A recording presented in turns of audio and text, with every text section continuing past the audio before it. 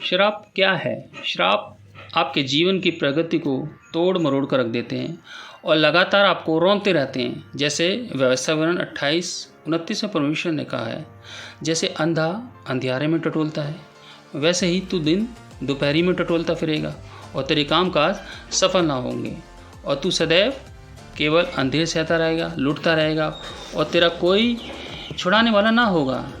इस वचन को यदि हम सरल भाषा में समझें तो यह वचन कहता है कि हमारे काम सफल नहीं होंगे और ना हमारा कोई छुड़ाने वाला होगा। क्यों? क्योंकि हम श्राप के अधीन हैं।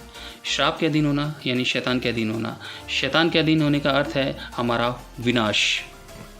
श्राप का अर्थ है भ्रष्ट करना, कोसना, मानहानि करना, तिरस्कार करना या बदनामी दिलाना आदि। यदि आप श्राप के अधीन हैं तो आप अनुभव करेंगे कि आप तुच्छ हैं और आपकी कोई गिनती नहीं है। इसलिए श्रापित मनुष्य या वस्तु वो है जिस पर विनाश की दंड किया गया है। श्राप आपके जीवन में के क्षेत्र में विनाश लाने का कार्य करते हैं जिसके लिए वे भेजे जाते हैं। संभव है कि हर एक पहलू में आपका जीवन संपूर्ण हो, केवल एक छोटे से क्षेत्र को छोड़कर जिस पर आप कभी जय प्राप्त नहीं कर पाए। इसका मतलब है आपके जीवन में श्राप काम कर रहा है। यहेजकल 28:16 के अनुसार श्राप की घोषणा सबसे पहले लूसीफर पर की गई थी क्योंकि उसने प्रभु के विरोध में काम किया था। इस कारण वह शैतान बन गया था। उत्पत्ति 3:14 के अनुसार प्रभु ने उससे कहा, क्योंकि तूने यह पाप किया है इसलिए तू घरेलू पशुओं और सब बनेले पशुओं से अधिक श्रापित है। तू पेट के बल चला करेगा और जीवन भर मिट्टी चाटता रहेगा। इसके फलस्वरूप शैतान ने जो भी कुछ करने की कोशिश की उसमें वह कभी भी स्थायी रूप से सफल नहीं हो सका था। यशायाह अध्याय 14 वचन 13 और 14 में लूसीफर ने कल्पना की थी, मैं स्वर्ग पर चढ़ूंगा, मैं अपने सिंहासन को ईश्वर के तारागण से अधिक ऊंचा करूंगा और मैं मेघों से भी ऊंचे स्थानों के ऊपर चढ़ूंगा और मैं परम प्रधान के तुल्य हो जाऊंगा। प्रभु से ऊंचा बनने की शैतान की सोच ही उसे श्राप के अधीन ले आई, जो कि एक बहुत बड़ा पाप है।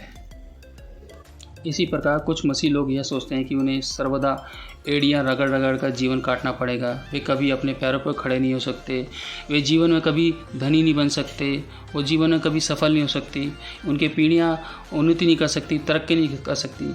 यह विचार एक श्राप का है जो मनुष्य को श्राप के अंदर ले आता है।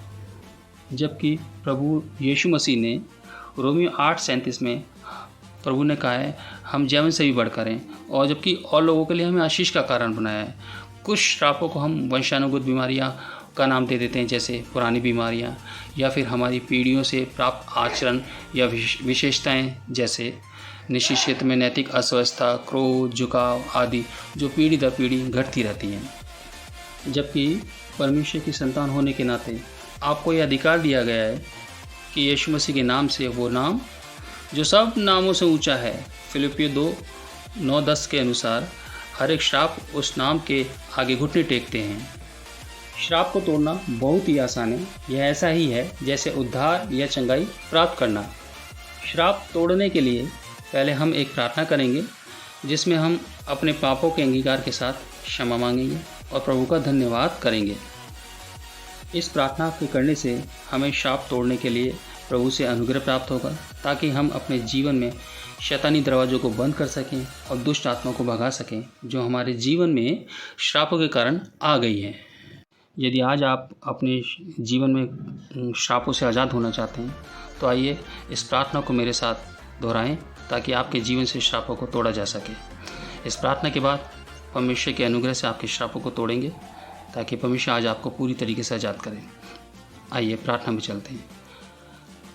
मैं धन्यवाद करता हूँ या करती हूँ कि आपने श्रापों को की सच्चाई के प्रति मेरी आँखों को खोला। परमेश्वर मुझे क्षमा करें यदि मैंने दूसरों को क्रूर शब्दों के द्वारा श्राप दिया या किसी को छोटा समझा और अनादर किया, तो मुझे इस पाप से शुद्ध करें और उन्हें भी शुद्ध करें जिसके लिए मैंने जाने या अनजाने में श्राप की घोषणा की। धन्यवाद हो कि आपने मुझे प्रत्येक आशीष से स्वर्गीय स्थानों में आशीषित किया है, क्योंकि मैं आप में हूँ। आपने मुझे आशीषित किया है ताकि मैं कभी नीचे नहीं बल्कि ऊपर ही रहूँ। आपने मुझे श्राप के लिए नहीं वरन आशीष के लिए बुलाया है। धन्यवाद हो कि मेरा शत्रु शैतान अनंत काल के लिए श्रापित है। मैं अपने जीवन में उसके शापों को और अधिक स्वीकार नहीं करूँगा या करूँगी। मुझे सिखाएं और अपने हथियार से लैस करें जिससे मैं अपने जीवन, परिवार, कलीसिया और राष्ट्र में प्रत्येक श्राप को तोड़ सकूं। मैं अपना जीवन पूर्ण रूप से आपको समर्पित करता हूं या करती हूं, यीशु के नाम से, आमीन।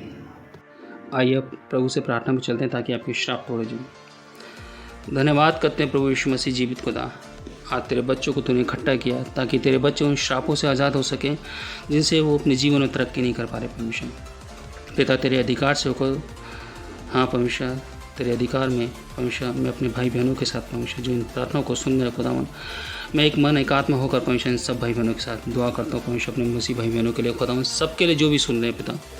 हाँ परमेश्वर, हर एक वो बातें जो तेरे बच्चों के जीवन में किसी पाप के द्वारा किसी भी रूप में जो श्राप आए, चाहे वो बीमारी के हो, चाहे गरीबी के हो, चाहे वो तरक्की में रुकावट के हो, चाहे दुष्ट आत्माओं के हों, किसी भी रूप में अगर तेरे बच्चों के जीवन में श्राप है तो मैं आज तेरे अधिकार में होकर उन तमाम श्राप को यीशु के नाम से तोड़ता हूँ। यीशु नासी के जीवित और पवित्र नाम से उन तमाम श्रापों को मैं आज इन सभी मसीह भाई बहनों को, सभी लोगों के जीवन से जो इन प्रार्थनाओं को सुन रहे हैं, यीशु के नाम से आज़ाद करता हूँ इन श्रापों से।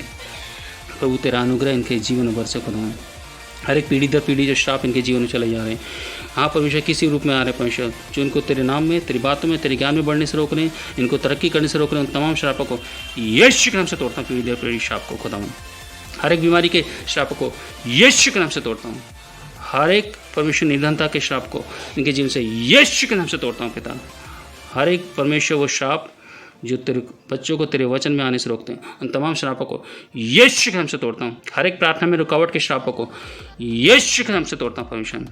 हाँ परमेश्वर, तेरे बच्चों को तमाम प्रकार के श्रापों से आज़ादी बोलता हूँ यीशु के नाम से। आज तेरे बच्चे आज़ाद हैं खुदा यीशु मसीह, तेरे बच्चों पर तेरा अनुग्रह हुआ खुदा, धन्यवाद करता हूँ परमेश्वर। अपने अनुग्रह में सुख और शांति में रखना परमेश्वर, तेरे बच्चे बढ़ते चले जाए खुदा, जितने सुन रहे परमेश्वर सबको तेरे लहू में छुपाता हूँ परमेश्वर आपके अधिकार से पिता। आपके लहू का, आपके स्वर्गीय दूध का बाड़ा इन सबके चारों लगाता हूँ आपके अधिकार से पिता।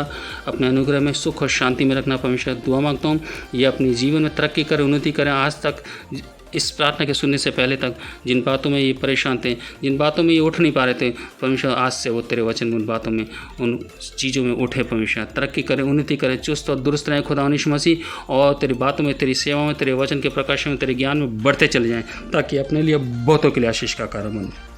सब कुछ तेरे सामर्थी हाथों में सौंपता हूँ पिता, और इस दुआ को यीशु नासी के जीवित और पवित्र और सामर्थी नाम से मांग लेता हूँ। दया के साथ सुने और ग्रहण कीजिए प्यारे यीशु मसीह, आमीन। आज आपको परमेश्वर ने आशीषित किया है, हर एक श्राप से आज़ाद किया है। तो यदि आपको लगता है कि कोई आपका भाई बहन भी श्राप के अधीन है तो आप भी उसको इस प्रार्थना को शेयर कर सकते हैं ताकि वो भी आज़ाद हो, और आपको भी अधिकार है, आप भी इस तरीके से, इस परमेश्वर के इस अनुग्रह से आप भी खुद अपने भाई बहनों के जो श्राप के अधीन है उनके श्रापों को तोड़ सकते हैं, उनको आज़ादी दिला सकते हैं, क्योंकि परमेश्वर ने सबको अधिकार दिया है। इसलिए परमेश्वर बने रहें, खुश रहें, हर्ष पुष्ट रहें और भले चंगे रहें। परमेश्वर में आशीष रहें। सबको जय मसीह की, आमीन।